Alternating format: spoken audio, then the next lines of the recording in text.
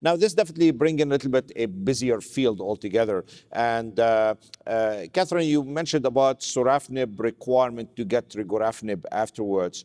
And not to put you on the spot, but like Rigo or cabozantinib?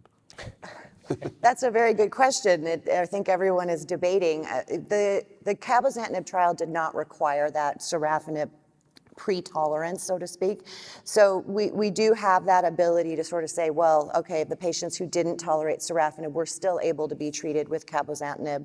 And that was, I think, very helpful. It also had a little bit broader overall inclusion in terms of the advancement of the disease and underlying patient characteristics. So we also have a little bit of data in terms of how to dose cabozantinib in patients who have maybe liver function that isn't perfect. So again, trying to maintain that liver function through all stages and allow them to receive multiple lines of therapy. You know, we know with Cabo, we need to dose reduce in those child's B cirrhotics up front, which I think will help with tolerance to maintain therapy. Fair enough. And Tim, back to you. So in regard to the Cabo specific, are you having any trouble in regard to tolerance with patients, or your thoughts on that? I think, to be honest, the good thing is that we learned to work with TKIs in HCC in general. Yeah. And if I may, I'm going to answer your question, but let me, just describe a general observation we made. Sorafenib was the first TKI. Correct. Without going into all the details, but when we now look at new studies coming out in the first-line setting and use sorafenib as the comparison arm, it's actually amazing to see how this comparison arm with the sorafenib is getting better and better and better, which makes it for the other drugs obviously more difficult to be better than sorafenib. But what I want to say is, I think the physicians who treat the patients with HCC are learning more and more how to deal with the TKIs. So coming back to your question about cabozantinib, yes, you can treat them very well. I think you have to. As it was said before, you have to keep in mind the liver function of these patients.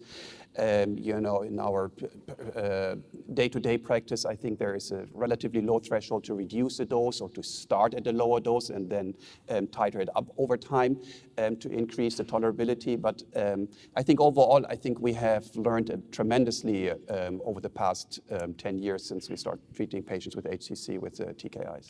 No, I totally agree. If anything, it remains a rather well-tolerated drug. The dose is, the standard 60 milligrams. This is how the study was done. If we are required to bring it down to 40, it's definitely doable. But at the same time, this will be mainly because of the potential fatigue. But patients will definitely do very well on the cabozantinib. And as we just heard from Tim, the experience has been rather tremendous in that regard. Back to you, Mike. So Child-Pugh A, Child-Pugh B, Catherine was bringing it up like in regard to cabozantinib.